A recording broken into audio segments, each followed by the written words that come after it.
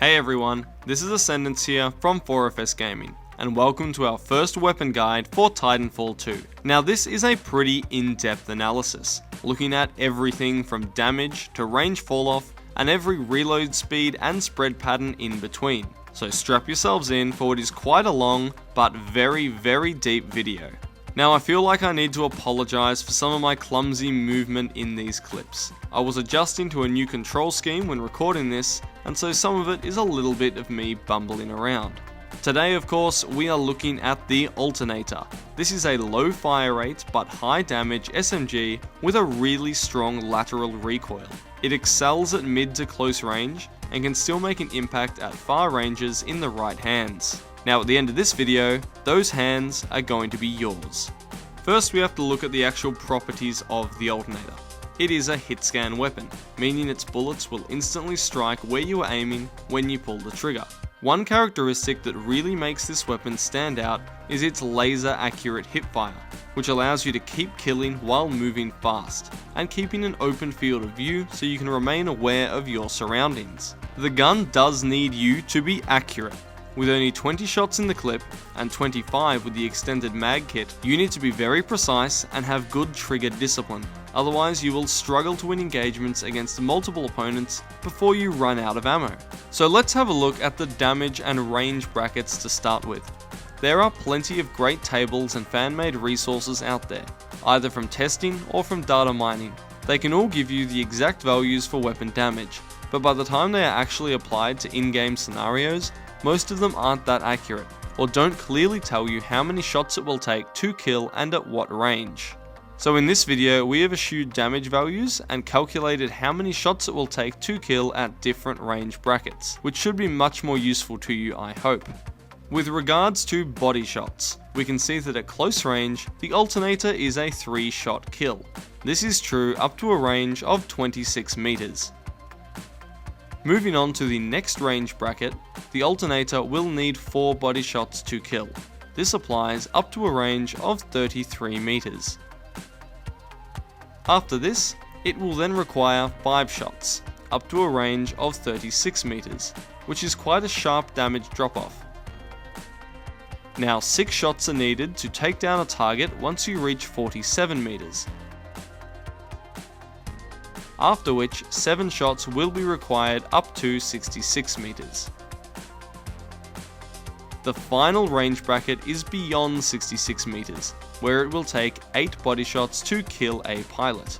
It should be noted, however, that 180 seems to be the absolute limit at which it becomes exceptionally difficult to hit anything with the weapon at all. Now let's have a look at headshots. The Alternator needs 2 headshots to kill, as the headshot multiplier on this weapon is a standard 1.5 factor. This is true up to a range of 26 meters. After this, it will require 3 headshots out to a range of 34 meters. Beyond this point, 4 headshots will be required out to 46 meters, and above this, it will require 5 headshots to make a kill on a pilot. Although it will likely suffer more damage reduction at longer ranges, you will realistically not be able to hit headshots beyond 70 meters even with the HCOG Ranger, unless you are exceptionally lucky. We graphed this data to provide a kind of visual to explain the damage fall-off curve without actually generating a damage fall-off curve. We can see that the optimum range for the Alternator is really up to around 30 meters, beyond which your damage begins to severely drop off and it becomes harder to hit your targets as well. Now there are 2 other very important aspects to consider when discussing range profiles, and that is aim assist and weapon spread and recoil. Please note that the following aim assist testing was done on a console with a controller, and using a keyboard and mouse will make aim assist much less relevant if not completely redundant. The Alternator possesses a broad class aim assist that will slow the reticule when passing over a target and pull the reticule towards targets. When in the hipfire position, this aim assist will extend out to 42 meters, beyond which we did not notice any further aim assistance. Remember that Titanfall 2's aim assist mechanic requires you to be moving the left stick or the movement keys in order to take effect, so it can be difficult to demonstrate precisely in a test. However, when we aimed down sights with the HCOG Ranger, the aim assist seemed to take effect right up to well over 100 meters, well beyond the effective range of the weapon. This is probably due to the nature of the sight rather than the gun itself, and we will do more testing in future to confirm or deny this.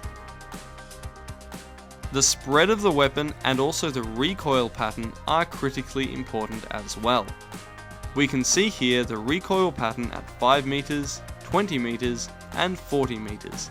If we examine them, we can see that the recoil of the weapon is almost entirely horizontal. This left-right pattern is really odd, and it fans out and becomes more severe the further away you shoot from, as expected.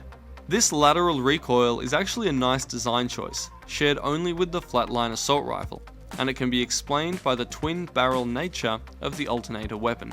When aiming down the sights, we can see that the right hand side recoil tests seem to indicate more vertical inconsistency, so the weapon appears to actually be less accurate when aiming down sights, potentially due to a degree of vertical scope sway not present in the Hipfire configuration. Luckily, the recoil pattern is very consistent, and these tests here demonstrate how the recoil will behave the same way over and over again to a broad degree. However, the initial shot will not always kick in the same direction, so controlling the recoil with the stick or mouse is not really possible, which is why we recommend tap firing as the way to go with this weapon. So if recoil represents the kick of your gun when you fire, thus making it less accurate, then spread is the variance in aim that each bullet has when it is fired. The Alternator does not have any bullet spread values, with the exception of when you fire it from the hip while in the air. This is corroborated by data mined sources and also by the fact that the first shot in the clip will hit exactly where you are aiming every single time, in all of these situations, unless you are firing from the hip while airborne. This tells us that it is best to use the Alternator while on the ground, wall running, wall hanging, hovering, or sliding.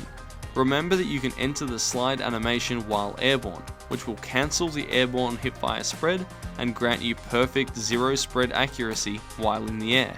This is why players that are able to slide hop around the map can have such good accuracy with this weapon even while airborne. We also examined the reload speed of the Alternator. This weapon, like most weapons in Titanfall, has potentially 4 different reload speeds. The first is when you reload while there are still shots left in your clip. This takes 2.3 seconds. However, if you wait until you have fired all of the shots from the clip, it will go up to 2.7 seconds to reload fully. With the speed reload perk, the animation with shots left in your clip will take 1.61 seconds, while when the clip is empty, it will take a total of 1.9 seconds. This is an important distinction and encourages trigger discipline, as if you spray your clip fully, you will be punished with a slightly longer reload time, which could be a matter of life and death. The final weapon parameter we will examine before discussing tactics is the ADS speed. This is how long it takes you to aim in with the weapon. It takes 0.3 seconds to complete aim down sights animation, and this can be decreased to 0.15 seconds with the fast aim perk. So they are the technical parameters of the Alternator, and now I will tell you how I think it is supposed to be used. Remember that this is just my opinion, and if you disagree or use it differently, please share your ideas in the comments below. We always love to hear them. And before I forget, please like and subscribe if you liked this kind of analysis and want to see more of it. So going back to the Alternator, you do not want to aim down sights with this weapon. Even at medium to long ranges, it has absolutely laser accurate hipfire. The most valuable shot in the clip or in your burst is the first one, because the weapon has no spread unless you are jumping, and you want to tap the trigger and use it to pop heads open. Trigger discipline with this gun is so important. I cannot express how critical it is to tap and release the trigger rapidly. The lateral recoil, unlike the vertical recoil of most other guns, will automatically center itself very quickly, meaning that you can take that first shot in your burst over and over and get very fast kills at almost any range. Using this gun while moving fast is also very important. You want to be wall running when taking your shots, or if crossing open ground, don't forget to slide while in the air to remove any of the weapon's natural bullet spread. The biggest mistake that you can make with the Alternator is to hold down the trigger for too long and empty its very small clip. This will leave you vulnerable, with a reload speed slightly longer than the normal snappy reload you'll get if you try and reload with 1 or 2 bullets left. However, if you are able to find cover, often you can still come out on top. The Alternator is, in my opinion, a high skill weapon. I do not consider myself nearly accurate enough to use this weapon to its maximum potential, hence the crappy aim in most of these background clips. But with practice, it can be devastating. To finish off, I'm just going to talk about some Loadout Synergies. This is a run and gun weapon, so I would definitely recommend grapple or stim to capitalize on the weapon's usefulness up close, and its ability to shoot accurately at high speeds. I really like arc grenades with this gun, as they are great for priming a room full of pilots for a massacre. As for the sidearm, it is really down to your preference. The Hammond is a pretty good choice these days after the Wingman nerf, as it can both hit targets from range and finish off a kill if you don't have time to reload the Alternator. This was our first in-depth weapon guide, and we would love to hear your feedback in the comments, including anything that you would like us to cover in the next one. Please check out our Facebook page, linked in the description below, and I would really love you guys to come and join us and represent the 4FS Pilots Network if you play Titanfall 2 on the Xbox One. Thank you so much for watching, give us a like, and trust me, SMGs are certainly not dead.